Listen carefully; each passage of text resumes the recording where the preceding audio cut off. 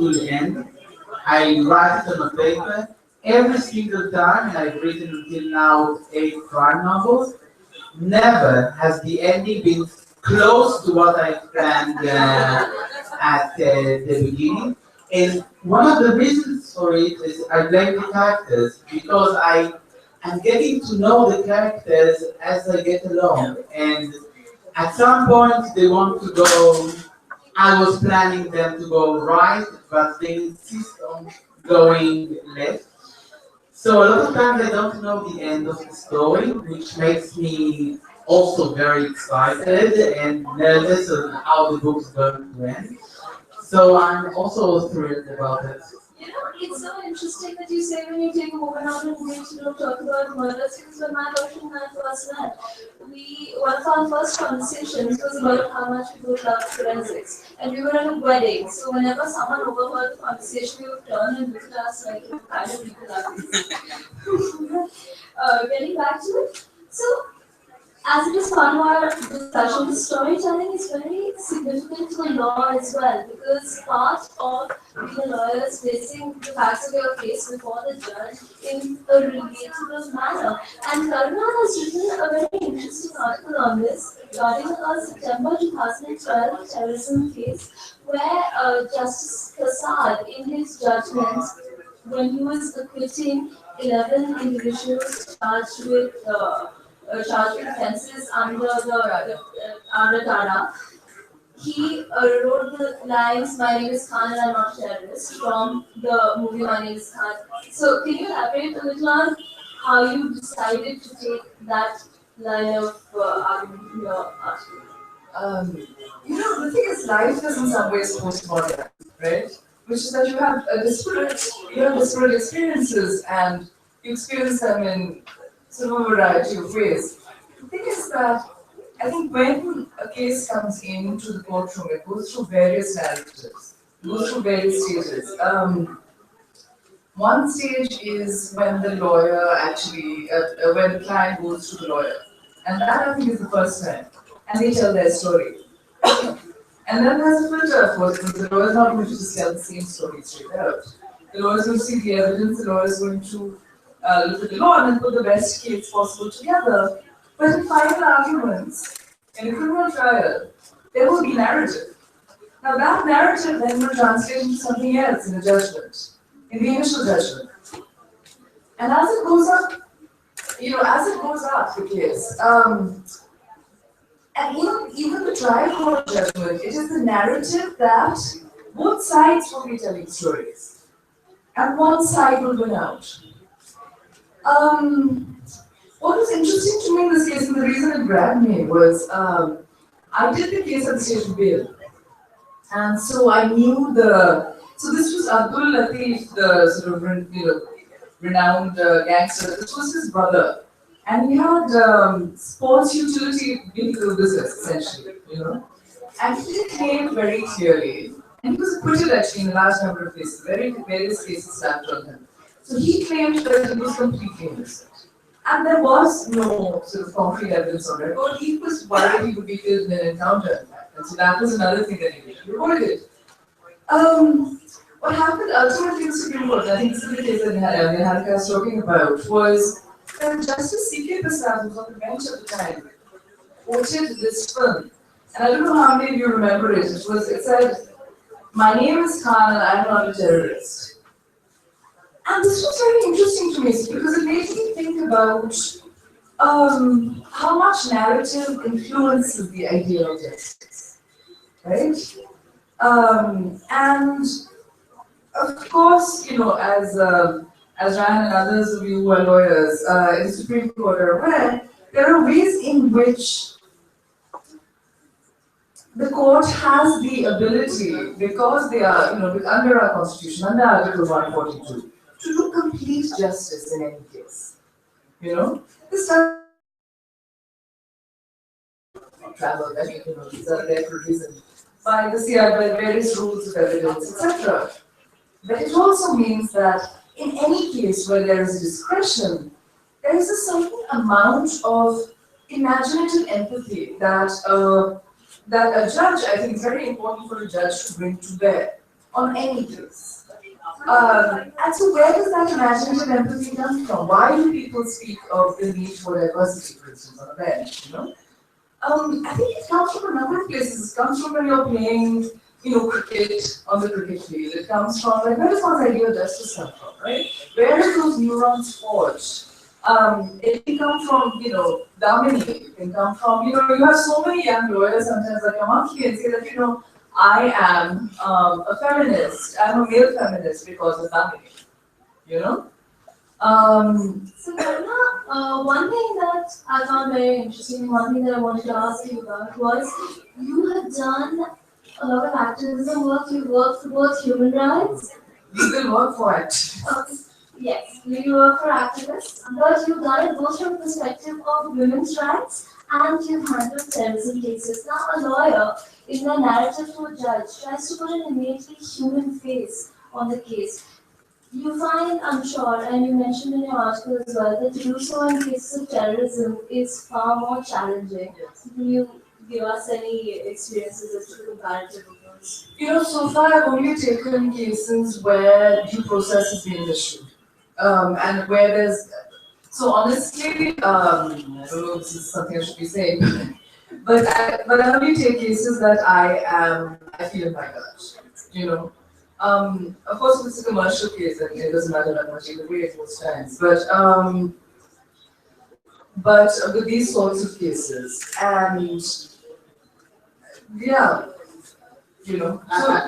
but you're right. I mean, terrorists are not people accused of terrorism are not heroes, right? Like there's no heroic story to be And told. they're also not someone anyone wants to relate to or sympathize with. I mean, precisely.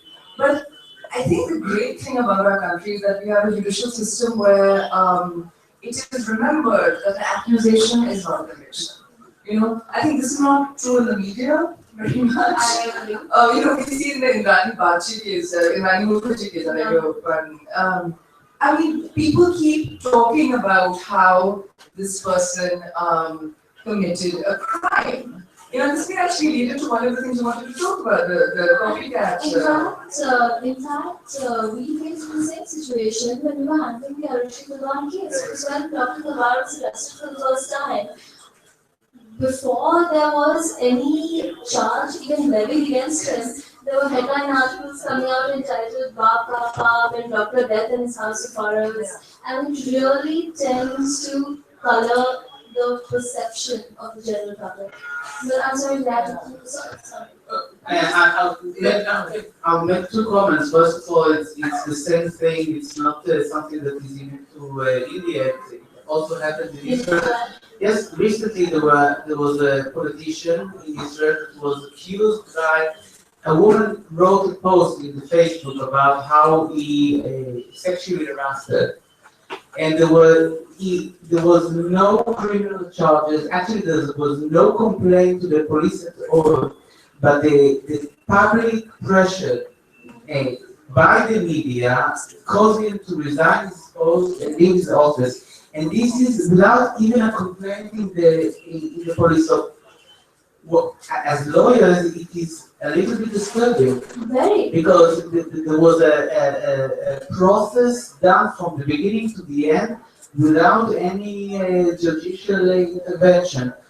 I don't know, for example, if the accusation made by this woman was so wrong. But what I want to say about what you said before is that, when you're writing the book and you're writing about and you're developing characters, and in my books, what I try to do sometimes is to tell the story from different perspectives. Like in Lina. Excuse me? In Lina, in Silent City, yes.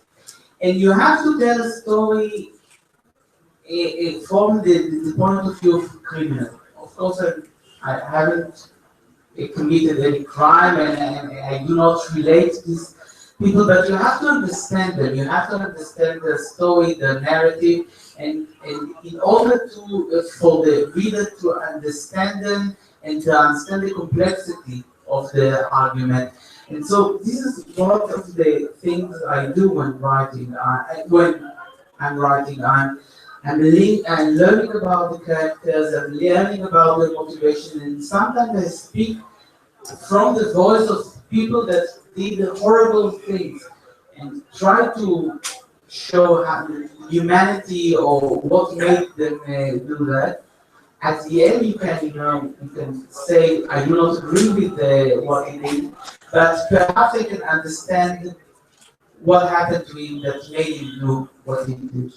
And Karuna, you mentioned copycat killings. In fact, just to explain in a moment, a copycat killing is when an offender takes a cue from literature or television or something like that and uses it to take forward his own method. Just most recently, I'm sure all of you have seen the TV show Dexter. There have already been 3 offenders who have been arrested for trying to emulate that character, and I mean, the character is a serial killer, so it's a fairly serious affair. And Ruth Rendell, I know, has openly said that there are certain subjects she doesn't deal with because she's very nervous about copycat crime and about somebody taking it up. So she never deals with crime against children because she doesn't want to have any offender perfect their method in any case. Have you ever worried about that? Actually, no. I think that I never thought about the possibility of criminal copycatting what I wrote in the book. Maybe I should have. But when I read this article, I remember that one time I was sitting in my office and I got a phone call from a man that I didn't understand who he was. There was a loud voice behind him.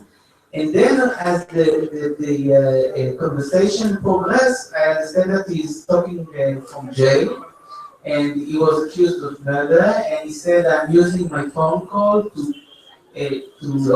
call you and say that you've written a book about me." And I said, "Okay." And he said, "Yes, this is exactly my story." So I was a little bit afraid of what he wanted. And he was very happy about it. That he told me that in prison he brags about it, but this is how it started and this is how it ended. I thought he wanted the royalties for the I was just going to ask that. Did you write it before or after he went to jail? I didn't know him. I didn't know his case, but he seems to. Because I mean, if I think even a question of him perhaps hasn't been very better as an personality. But what did he want from you? Or did he just want to thank you for bringing his story to people? Yes, and he thanked me for the criminal there was portrayed as a very handsome man, and this is the only thing that he said, but maybe that you exaggerated a little bit. No, that's how literature influences the law. Let's roll back. Sorry, cat killing. This is incredibly interesting, right? So the Center for Disease Control in the United States has guidelines for whether and how teenage suicides will be reported because there's a way in which they can go viral. Can you hear me? Yeah. So in Vanuatu, for instance, there was a young man who has a princely status and he committed suicide. He's a charismatic guy. And one found that, Vanuatu is a small place. It's one of those islands in the Vanuatu, in the Pacific. And people found that these really were going viral. In terms of data, a lot of it tends to be anecdotal, right? Like you get a high-profile case and then you tend to see. I'm starting to wonder about this too. In fact, there was an article at the Atlantic, what used to be called the Atlantic Monthly, and the writer examined all these different cases. And essentially, the anecdotal evidence is somewhat compelling, The balancing interest is quite important. The balancing interest is free speech, right? And for people to know what's happening in their courtrooms, and for people to know that justice is not just being done, but being seen to be done. In fact, it's so interesting that you brought up viral suicide because actually the first instance where the concept of copycat deaths or copycat killings even came up was one of suicide. It was the publishing of the book The Sorrows of Young Murder in 18 something something, I'm not sure. And there were several suicides that followed that following which the book was banned. Again, so interesting to bring up since that. I'm sorry. So just in terms of thoughts, I mean, there's a way in which, when we speak about narrative, yes, there's narrative about the evidence in the courtroom with the witnesses, but I think there's a way in which the media plays a part, which overlays a whole different narrative. And I don't think we've learned enough from the Ayushi murder case. And there's another panel on that, so perhaps we shouldn't talk about it too much. But there is, with the Rani Mukherjee case, what I found was that the media did not learn at all.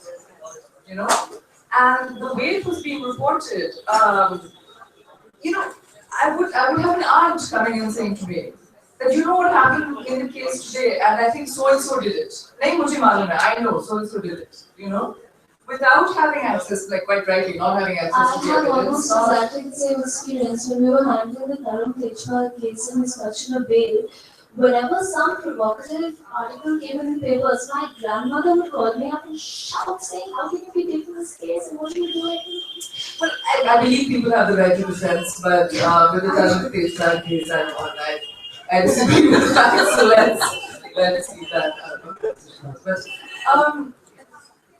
But yeah, I think in terms of not valorizing a crime, in terms of, I think reporting in a way that doesn't overlay a television narrative on a complex case, particularly when it's in development, particularly when a charge sheet is not being filed and the investigations are not is not complete and the evidence is not on record. I think that really I disagree with contempt powers, but I think self-regulation really, I think it's essential. It is required. Now, rolling back for a moment to the influence that law and society has on storytelling. Yeah, not only you researched meticulously, but you've also written a very interesting article called "It's Not Easy Being a Crime Novelist in Israel." Right? And you wrote it for Times of Israel. It's a hilarious article where you explore some of the limitations that you have to adhere to while plotting out your novels. Can you speak to us about some of those? Well, first of all, there's not a lot of crime novelists in Israel. The reason for that is that when Israel was established, it wasn't considered respectful enough to write about crimes. Israel was dealing with big issues like the Holocaust, its independence, the creation of a society. But now, as Israel has grown, I think one of the signs of it is that the popularity of crime novels, and now there are more crime novelists than before. But one very interesting point you made in your article was, it being a very small country, you don't have too many places for your character to display. Yeah, so I mentioned two problems. One is that you can't understand. Israel is a very, very small country, and in criminal novels, you often take one character and move it to another city or another place, and then he creates a new identity. Well, I don't think it is very possible in Israel. The length of Israel is 480 kilometers. That's it. So the possibility of running away and creating a new identity is slim, and people are going to ask you, who are your parents, what did you study, what did you go to the army? So, and probably they know somebody that knows somebody like you. So this is one of the problems, and the other problem, well, I don't know if it's a problem, it's a problem for criminal writers, for crime writers, is that we didn't have yet a serial killer. That is something that we were discussing yesterday. When Rihanna was talking, he mentioned, there are no serial killers in Israel. And I thought, how is that possible? And I went home and I looked it up.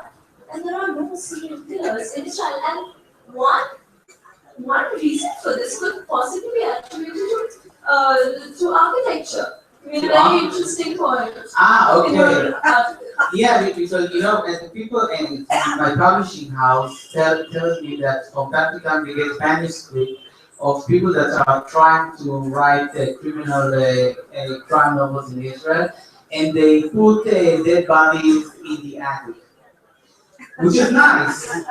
But there are hardly any attics in Israel, and no basements, and the detective sits down and drink whiskey. It's rather hot in Israel to drink whiskey during the day. And what I mentioned in this article also is because a lot of people know a lot of people, there's always the fear that somebody is going to think that what you wrote is from your experience. I was just going to bring that up because that is something that I'm sure a lot of Indian authors can really relate to. Leanne has written about how he was always a little afraid to try to make things risque because he always thought about what would his mother think. I will put it on the table. One of the when I started writing my first crime novel, I met with my editor and he said, you should write a sex scene now because the characters are getting very close. And I said, okay. And he said, from my experience, the problems with Israeli writers writing about sex scenes is once they start writing it, they are thinking about their mothers.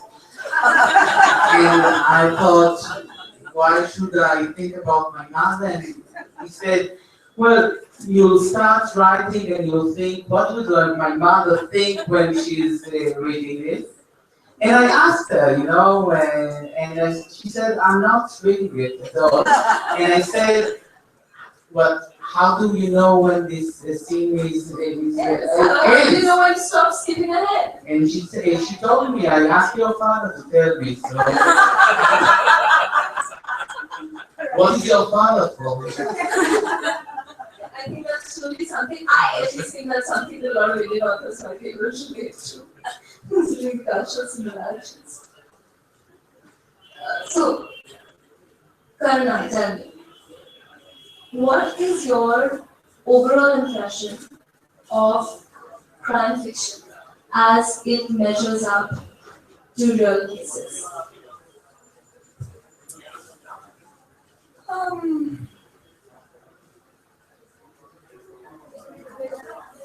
Well, you can Honestly, I think that this idea of various different the narrative device of having a number of different stories approximates it best, right? But of course, as a reader, I'm presuming, so I'm still formulating a plot as I go along, right? I think as a reader, you've got to learn bits of evidence and bits of the story as you go along. And I think the conclusion's got to be something that a smart reader could potentially be able to predict before it's over. How does that happen? I appreciate that you're doing this in your novels. There's Rashomon, of course, but that's not in that book. Yeah, but to be honest, since I was a child, since I was a 10-year-old, I enjoyed Agatha Christie's because there was such a feeling of normality, and then you have this nice, old lady, this nice, lovely grandmother who be sort of this horrible face, choking something in the bathtub. Right? In fact, there are so many real cases that have inspired lots of literary and cinematic follow-ups. For example, the Sylvia Likens case in the US, terrible case of the torture murder of a 13-year-old girl, inspired both the movies An American Crime and The Girl Next Door. Again, I don't want to speak too much about it, but even the Abhishek Roy case has already had one book and 2 movies written about it, and it's barely 2 years since the conviction order. So I feel that literature does, while taking a poetic license with it, take a lot of cues from real life. But Leanne, you said. it's a strange thing that I understood while I was starting to write is, when you are a lawyer, you have the facts that are in front of you, and you have to stick with the facts. You cannot imagine things and produce evidence. And as a writer, you might think that you can, because you have the liberty to write whatever you want. But I understood that it's not like that. And as a writer, you're more attached to what people believe is the truth and so you limit your imagination. I will give you an example for my home country. Let's imagine a story like that. That a president of a country is accused of raping one of his secretaries. Okay, it's the beginning of a plot, and you might think, I don't know what you think about this beginning, but you might think it's a cliche, it's idiotic. Why should the president do that? Well, in Israel it happened in real life. So what I'm saying is that in order for the reader to be attached to the story, to think that to think about it and to keep on reading, he has to believe that the story could have happened. And because reality a lot of times is behind any imagination, we as writers are restricted to what people think is the reality. It's a very good insight. So that's an excellent insight. And Leanne, in a few minutes, I have to open this up to questions from the audience. So can you just quickly tell us anything about any upcoming projects you have? In 2 weeks, I'm going to a book of mine is going to be published in Israel, and that I'm very excited about. It deals with a murder in a Jewish settlement in the West Bank, and as always, I did a lot of research about this book. And I'm also, I'm a lawyer and also a father of two. And I was just saying, I find it so hard to believe that you can juggle all of this together at the same time. Well, somebody gave me an advice once that I keep in mind always. He told me that if you want something done, ask a busy person, because a busy person will always have time for everything, and I try to keep it in mind. So I'm trying to jiggle it all. From time to time, I drop a ball, but maybe I keep them in the air. Okay, so now I think we have about 10 minutes left, so I'm going to open it up to the audience for questions to Karna and Riyad. Be brutal. Brutal? Yes. Yes. My question is to Riyad. This is about whether you actually thought of engaging with the big issue, I suppose, which, since you mentioned the West Bank, I'm sure you thought about the Palestinian question, and whether the novels you write in some ways can reverse the boundary, as it were, between the communities, or imaginatively come to terms with that history as well. And if you see the detective fiction form as a vehicle for that kind of questioning and reflection. First of all, what is that?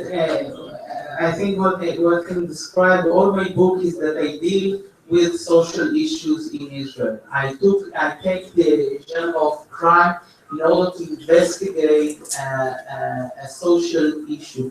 For me, the story is always in the book is looking at a broader picture. And of course, the Israeli-Palestinian conflict is something that engages the public opinion in Israel.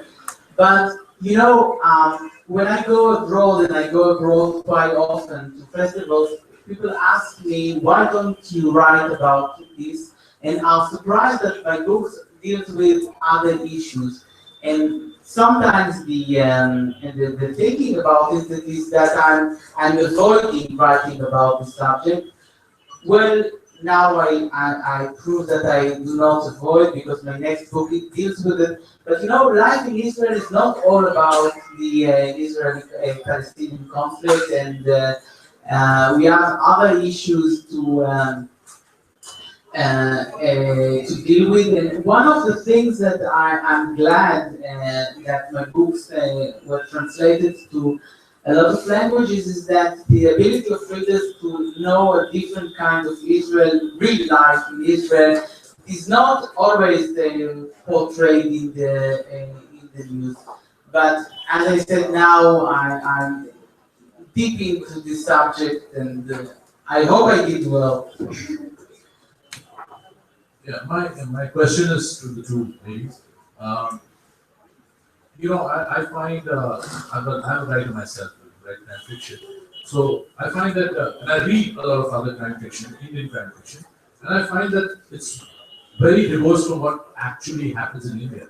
For example, there's a huge violation of human rights out here. Even criminals are not allowed to reach out to lawyers, and the lawyers are not allowed to meet. For example, in the Indranee case, for a long time, the lawyers were not allowed access.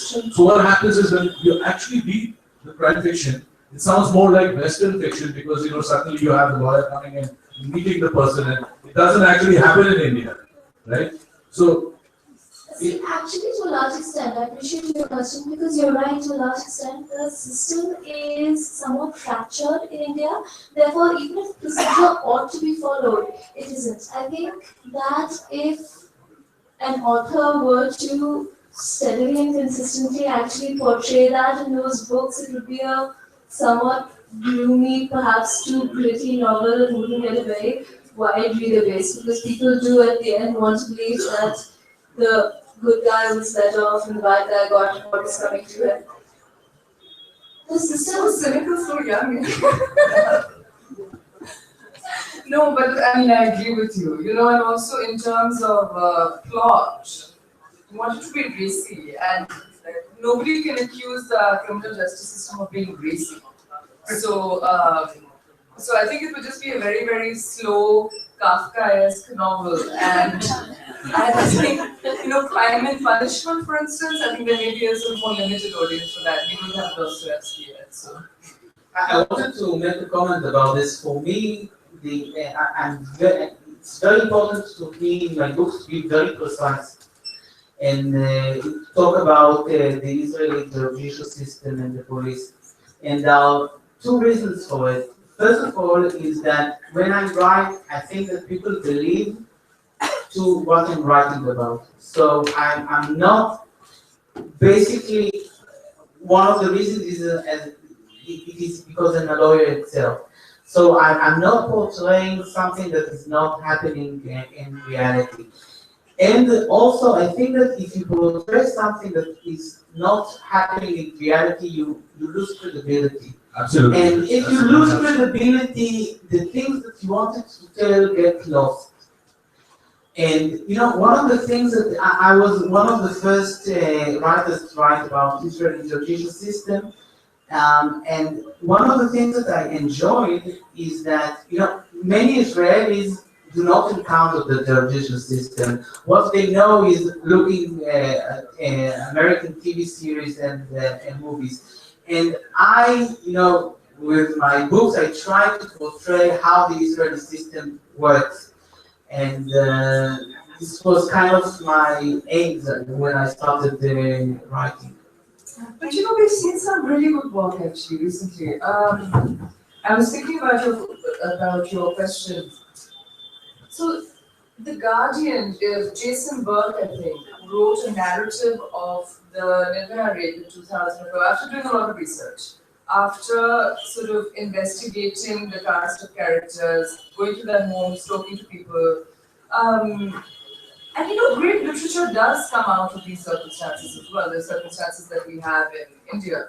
You have Bleak House, you have your Crime and Punishment. And there are other examples of it, but two examples of people who've written great narrative around crimes that come to me are Jason Burke and Ellen Barry over some, talking about particular crimes and really breaking them down to the nitty-gritty and speaking of them as narrative. Yeah, can I ask a question actually to you, Karuna? Because it's something which has always puzzled me. That no, I'm alright. I'll just shout. Right. There's a loud. Yeah, you can hear me? No. Okay. One of the things that's always puzzled me is that we have, as you all discussed, such great cases.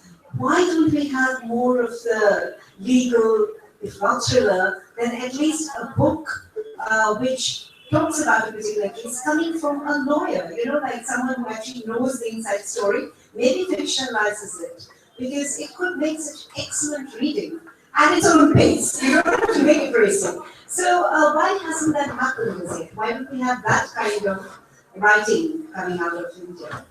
I would like to Because say you're going to work again. You finish your day and then you're back at work, right? So Leanne is actually, as I found quite impressive, Leanne is a commercial lawyer. And so it must be particularly interesting to, to come away from work and do something completely different, right? So there was this film, Court. Did you see Court, the film? And it got hugely applauded, and honestly, I made my way to see it because it was about legal expansion to time out. So it's like It was like work, right? Groundhog Day. Yeah, exactly. I have a wonderful question. Wonderful because I'm wondering. Thanks to Karuna, I'm told there are two types of lawyers, good and great lawyers. Do you agree? No. Because I'm told good lawyers are those who know law, and great lawyers are those who know the judge. So I couldn't possibly agree to that today. This is in reference to another car, I don't want anyone to mistake. There nobody was driving a car. A lot of people makes a lot of jokes about lawyers that when you're in trouble, you need a lawyer, then the jokes go away. I think someone, yes, this lady in that matter. I have a supplementary to this, and this is again challenging the lawyer with all the criminal records of a person, especially murderers and so on. The lawyer puts all his, resources to save him and to prove that he is innocent. Now, what is that? Don't you suffer from a conflict of conscience or something like that, or is it just a profession for you? People are, I'm going to defend my fellow lawyers. People are innocent until proven guilty, sir.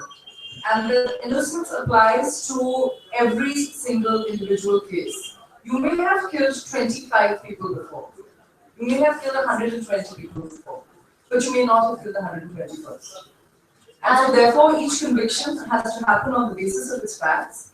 And I get a lot of congratulations for the kinds of cases I represent. But the thing is that people who represent those who are accused of serious crime play an extremely exemplary role. And we had the Ghaziabad Lawyers Association some years ago who said that they weren't going to, that they collectively came together and said that they weren't going to represent somebody who's accused of heinous crime. This is absolutely ridiculous. Because then what's happening is that the police narrative, since we are talking about narrative, that the police narrative is being believed. And the conviction is happening based on who the police decided did it. The police is under a lot of pressure. Rule of law is somewhat on the ground in this country in terms of the number of police who weigh in. And sometimes the police either concocts it or gets it wrong. Can I add to that? The fact is, when you speak of professional ethics, when you're in defense law, your duty is towards your client, and you are, in a large sense, the last bastion standing between your client and an active threat to his life and his liberty. So, a lawyer must and is duty bound to put his personal feelings about a case aside and defend his client within the realms of the truth in accordance with the merits of the case. And the traditional cab principle, and so and it has an important role, which is that you don't make a judgment. Whoever comes first in time is something you have to defend. But my problem, and the reason that I don't apply the cab principle, my problem with that is that it is limited by two things, and two entirely arbitrary things. One is your fee, because a lot of lawyers don't do that much pro bono work, right? And there is no compulsory pro bono quota. So there may be, they may be first in time, but they won't be able to afford the fee, right? And the second is the arbitrariness of the first in time. We have examples where, and the best lawyers, the best clients, I suppose, the best advocates on record do it, where all the senior counsel are booked with a retainer because you don't want them to appear for the other side. Yeah, absolutely. It happens very frequently. And so I think that in itself is like a huge damning of the guidelines. I want to add something, not from a perspective side of a lawyer, but perspective of an author. And I think that, this is something that you both mentioned. When you hear about something on the media, and for sure a lot of people, including lawyers, when they hear about it, they immediately jump to a conclusion. But then they get a phone call to represent the person that was just they heard about it in the news, and they are sitting in a small room with them, and they are hearing his story, and it's a complete different story from the one that they heard back 5 minutes ago. And not only that, you see a person in distress. You see a person that you're his only hope. So keeping the professionalism and ethics aside, you have a human being that needs your help. And this is something that a lot of criminal lawyers encounter, this difference between what they hear in the media and the person sitting beside them. And as an author, I try a lot of time to represent the other side, and to voice also the criminal voice. Very true. Now, I can only take one more question from that gentleman who's been raising his hand, and then I'm afraid we're out of time. I think, or it's like it goes. I'm sorry. Okay, my question is to Niharika. Yes, So today happens to be exactly 2 years since the Sri Lanka Bookstore murder case, right? 2025.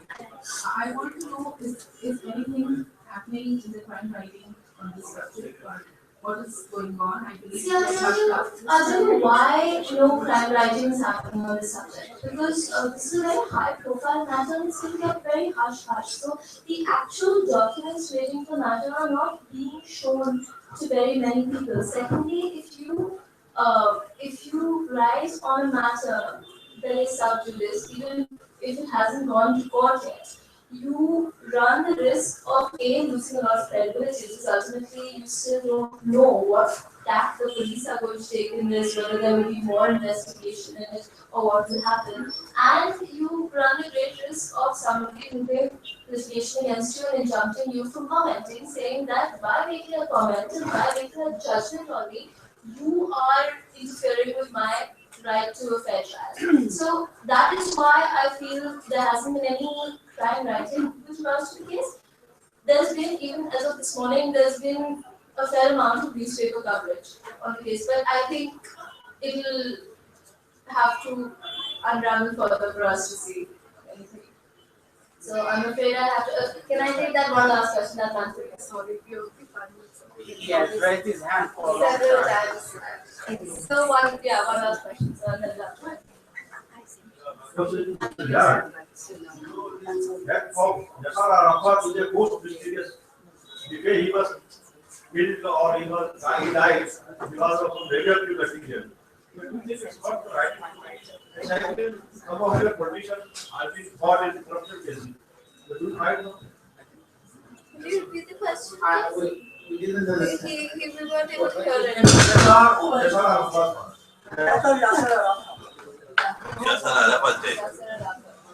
Radioactive poisoning. That is something we should be talking about. But also it is true, and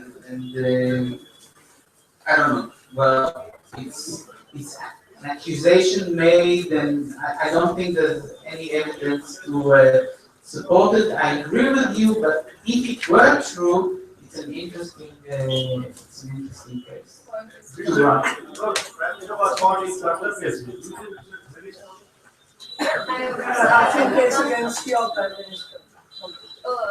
He's asking if you could scissor and then case get shifted.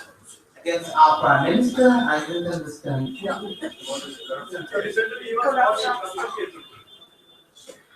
I'm afraid I'll have to shut down the session now, but I'm sure I would continue this conversation with you personally. Thank you so much for that. Thanks to all the panelists and that's what I was saying. Always continue the conversation and lunch and book signings. The great thing about this festival is all your authors are very approachable. Please catch hold of them, have as many conversations as you would want to. You can join them for book signing. 1 second, we have lunch for our delegates after an extraordinary morning of discussing crime fiction in so many dimensions that I could personally not have imagined. We make grateful lunch. For our delegates, the lunch has been served in Cha Bar. And for all our other guests, you can procure purchase coupons from the Cha Bar counter. I see you back here in half an hour. Thank you.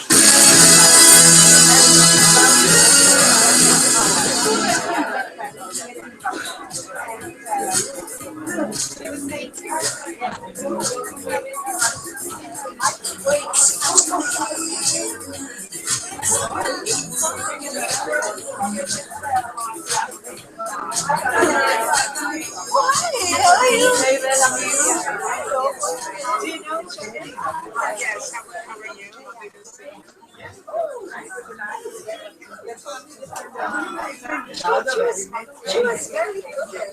So there's the process. That's really nice. And again, because we were saying the real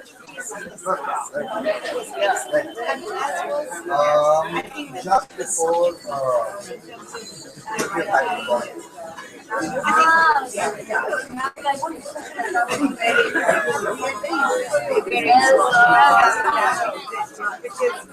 I've always been wondering how the feature in our crime writing, like for me a very purpose